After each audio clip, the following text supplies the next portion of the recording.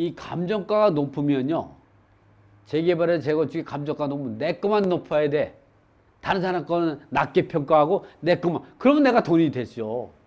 근데 다 같이 이 감정가가 평당 500만 원인데 내 거도 1000만 원 올리고 다른 사람 거도 1000만 원 올리면 똑같아지는 거예요. 똑같아져.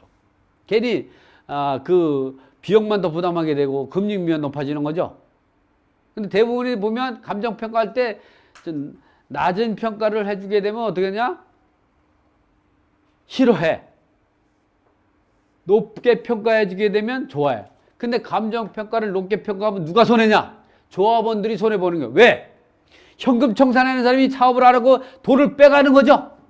얼마를 빼가? 500만 원을 빼가야 되는 걸 1000만 원씩 빼가는 거예요. 조합은 뭐 500이든 1000이든 똑같아요. 그렇기 때문에 근데 사람이 심리적으로 내 평가를 했는데 500원은 이 시세가 1000만 원인데 500을 이 평가를 했냐고 딱 가지면은 굉장히 언짢죠. 그러나 현금 청산자가 뺏어간다든가 또는 사업이 장기로 인해 가지고 이제 금융비용 이런 걸 계산한다면 우리가 감정평가가 높다 낮다 해서 그거 갖고 일희일비할 필요가 없다. 일희일비할 필요는 없다. 그걸 분석해 주는 거지. 자, 감정평가 금액이 높으면 좋고 낮으면 나쁠 것인가. 원래 이거 따지는 것 같고 아닌 게 아니라 사업성이 좋아 보이는 재개발 구역일수록 거래되는 부동산의 가격 수준은 높다. 투자자들의 기대감이 높기 때문에 거래되는 시세도 높게 형성이 되고 있다. 이렇게 재건축과 재개발 등의 사업단지가 아닌 지역에 비해 높은 가격을 형성하고 있는 부분만큼은 재개발 등으로 인한 프리미엄이라고 볼 수 있다. 그런데 그 재개발 구역이 종전자산에 대한 감정평가는 이러한 시가를 모두 정확하게 반영할 수는 없다. 없죠. 그러니까 나만 내 것만 이 감정가를 높게 해주고 다른 사람 건 다 낮추고 그럼 내가 부자 되는 거예요. 그래서 그런 경우가 있죠. 이런 얘기하면 좀 터무니없는 얘기지만 조합 임원들 거는 좀 지금 그냥 제가 없는 말 하는 거예요. 재밌으라고 그렇게 했어요. 사실 조합 임원들 거는 좀 높게 평가해 주죠. 누가 그러더라고. 지금 얘기하는 건 재밌으라고 얘기하는 거예요. 세상에 그렇게 하는 사람이 어디 있겠어요? 없죠. 그러면 그 사람들은 부자 돼. 그런 원인은 판단은 여러분이 충분히 할 수 있는 분들이니까 괜히 그 얘기를 또 제가 그렇다는 게 아니라 그렇게 감정평가를 하면 그 사람들은 유리하다는 얘기한 거예요. 자, 조합원들이 재산을 낮게 감정평가하면 손해볼까? 그 얘기 한번 보자고요. 재개발 사업 등에서 많이 오해하는 것 중에 하나가 조합원들이 재산에 대한 감정평가 금액을 너무 낮게 평가해서 조합원들이 재산권을 침해한다는 것이다. 대부분 이렇게 생각을 해요. 네? 조합원이 재산을 높게 평가해 줘야 사업을 잘하는 것인데 너무 낮게 평가해서 조합을 신뢰할 수 없게 돼가 조합장을 갈아치고 막 이러잖아, 막. 이 관리처분 관계에서 많이 듣는 이야기다. 당장 감정가액이 평가 금액이 적어서 새 아파트를 받기 위해서 납부해야 할 추가 부담금이 많은 조합원들 입장에서는 충분히 제기할 수 있는 말이다. 그러나 재개발 사업 등에서 종전자산에 대한 감정평가를 높여주면 조합원이 좋은 게 아니라 정비 사업에 참여하지 않고 현금 청산을 받고 나가는 조합원들만 좋은 결과를 만들 수 있다. 불명사실이죠. 뭐 이게 추가 부담금 같은 것도 뭐 지연이자 없이 하는 경우도 많아요. 무이자로. 그리고 또 이 잔금 납부할 때가 해주는 경우도 많고 그러니까 그것만 갖고 너무 할 필요는 없다는 거죠. 자, 감정가액이 같은 비율로 높아지거나 낮아지는 경우를 한번 볼까요? 비율 있죠? 예를 들어서 종전자산의 감정가액이 같은 금액, 같은 비율로 높아지거나 낮아지는 경우에는 비례율이 높아지거나 낮아지더라도 추후 계산하면 권리가액이 똑같다. 예를 들어서 평균적으로 감정가를 의미하면 감정가를 높이잖아요. 그러면 비례율이 낮아지죠. 감정가를 낮추면 비례율이 높아지죠. 자, 감정가를 높이면 비례율은 떨어지고 낮추면 비례율은 올라간다. 그런데 인위적으로 감정가를 변경하는 것은 재개발 사업 등에서 의미가 없다. 사업의 완료 단계에서 똑같은 결과를 가져온다. 종전자산에 대한 감정평가가 낮게 나와도 그 재개발 구역 내 재개발이 이익이 높다면 조합원들의 수익을 더 받을 수 있다. 중요한 것은 같은 재개발 구역 내에서 조합원들이 물건 중에서 내 물건이 평가가 다른 조합원들에 비해서 얼마나 더 높게 나올 수 있는가. 그러니까 여러분 어떻게 해요? 여기서 볼 때 이 더 높게 나올 수 있는 물건을 찾아야 돼. 그게 뭐냐? 여러분 착시현상이라는 거 들어봐. 나는 이런 재개발 재건축에서 물건을 이제 투자를 많이 한 사람이에요. 이런가가 아니에요. 이 착시현상이라는 게 있어요. 이 착시현상이 뭐냐면 이런 거예요. 이게 재개발 지역이 이렇게 있다는데 이게 도로고, 근데 이쪽은 상업지역이야. 여기는 주거지역이요. 그런데 여기에는 상가주택이 있어요. 상가나 또는 뭐 상가주택. 그래서 이게 시세가 높아요. 그렇죠? 상가가 주택보다 높은 평가를 받을 수가 있잖아요. 이런 게 왜냐면 더 높게 받는 게 아니라 이게 왜 그러냐면 이게 상가가 있고 뭐 하면 그게 상업지역으로 생각해요. 주거지역보다 상업지역이 높죠? 이게 착시현상이요. 근데 여기 보면은 주변은 다 주택이야. 주변은 주택이야. 그럼 주거지역이죠. 물론 이제 이게 상업지역인 걸 나중에 토지연계획 확인 같은 거 이런 거하고 다 분석할 수도 있겠지만 그냥 볼 때 사람은 대부분 재개발 지역에 가서 그런 거 따지지도 않고 그냥 투자를 막 해요. 재개발 지역 여러 번 투자 보지도 않고 사 그냥. 재개발 지역 가서 이 한참 번호 가면요 줄 서 있어요. 그냥 이거 괜찮아요. 이게 따지도 않아. 그냥 계약서 써 그냥 하루에 50개 썼어. 성남은 재개발 지역의 부동산 우리 직원들이 지금 사무실을 운영하고 지금은 이제 그만 접었지만 할 때 그냥 줄 섰어. 그러면 이게 좋으냐 나쁘냐 하면 가라래. 당신 안에서 할 사람이 많아. 그럴 때 이 착시현상, 그러니까 이걸 따지고 복잡하고 이렇게 하지도 못하죠. 그리고 다 전문가가 아니고 다 비전문가잖아요.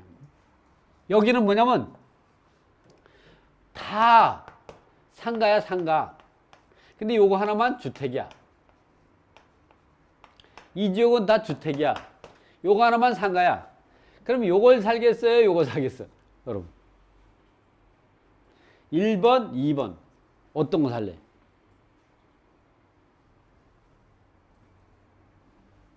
상가를 살래요?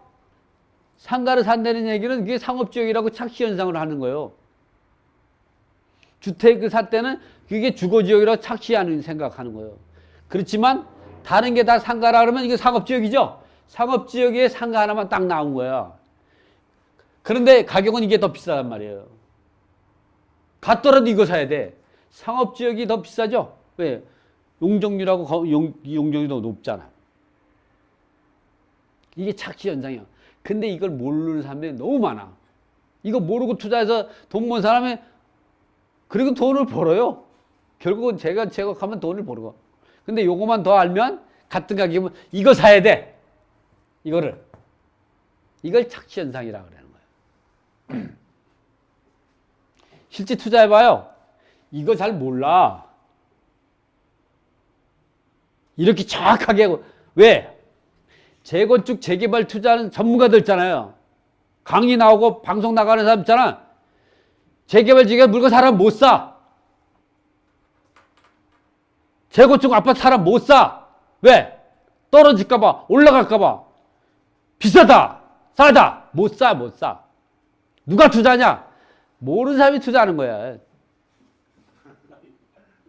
그러니까 여러분은 알 거는 지금 대단한 거 알 필요가 없어요. 지금 얘기했던 거 있죠? 몇 가지 양식하고 공식하고 이런 것만 알면 되는 거야. 그리고 오랫동안 묵혀놓으면 돈 되는 거야. 나도 그렇게 투자했고 다 그렇게 투자해. 다 전문가 몰라. 투자 못해. 변호사 뭐 책 쓴 사람 못해. 어려운 걸 알지 말고 아까 가르쳤던 거 간단하잖아요. 그렇죠? 말 잘하는 사람 그 사람이 부동산 투자해 봤겠어요? 내 책에 있는 거 내가 투자한 거 상당 부분이 내가 한 거예요. 나는 치사하게 남이 투자한 거 쓰질 않아요. 그 중에 일부만 보여드리는 거예요. 자, 이번에는 그럼 뭐냐? 이번에는 감정가는 그런 거다. 이번에는 이제 평가하는 방법이 있고, 그 다음에 이제 보면 이렇게 이제 그 감정평가, 그 다음에 이제 이죠.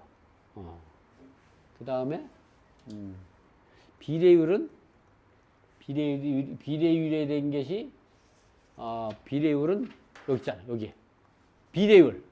이 비례율은 몇 페이지에 있냐면은 책에 165쪽. 165쪽에 보면 그 비례율이 나와요. 이렇게 비례율과 권리가액이 높은 것이 뭐냐? 비례율은 사업 성공률이죠. 그 집 이미 시작 단계는 되는 경우는 거의 100으로 봐도 돼요. 올라갔다는 데는 의미도 없어. 그리고 그 시작하는 단계에서 평가하는 자체는 의미도 없어요. 사업이 완공이 돼야 하는데 그거 완공되고 어떻게 될 줄 알아 그걸. 100으로 봐도 돼요. 그래 감정평가로 봐도.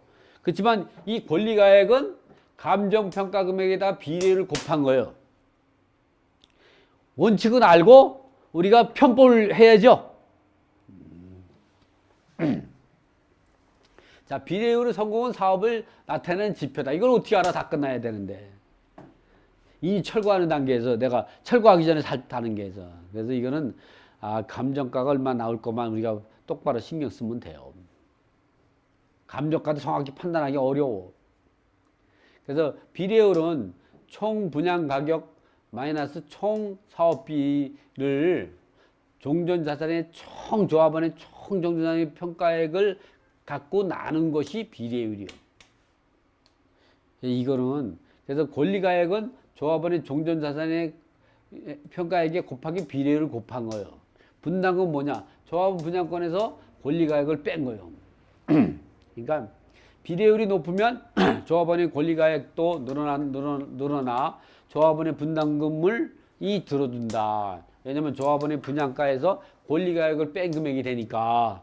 그러나 감정평가를 통해서 조합원의 지분의 가치를 따지긴 하나 결국에는 비례율이 높거나 낮음이 재개발 투자 여부를 가늠할 수 있는 지표가 된다.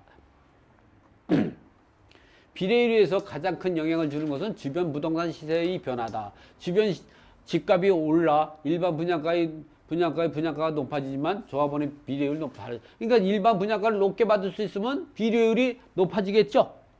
높아져. 그래서 일반 분양가가 상승하거나 일반 분양 물량이 증가한다면 비례율이 상승한다. 반대로 일반 분양가의 하락은 뭐냐면 비례율이 낮아가지고 사업의 실패를 가져오게 되고 그 사업의 실패에 대한 비용만큼은 추가 부담금이 증가되는 이렇게 말하면 되는 거예요. 그러니까 어떻게 재건축 재개발할 때는 분양이 잘 될 수 있는데 말하는 거죠. 강남같이 그냥 놓으면은 막 평당 그냥 5천만 원씩 어디면 1억씩 막 분양되고 이랬다면 성공하잖아요. 근데 어디 갔더니 평당 500만 원에 분양해요. 1000만 원에 분양해. 근데 미분양이야. 그런데 투자했다간 곡소리 나는 거예요. 계속 돈을 갖다 끌어박는 거야, 돈을. 공사비 상승, 사업지원 금리 등으로 이렇게 보상비 상승 등의 이유로 비례율은 하락된다.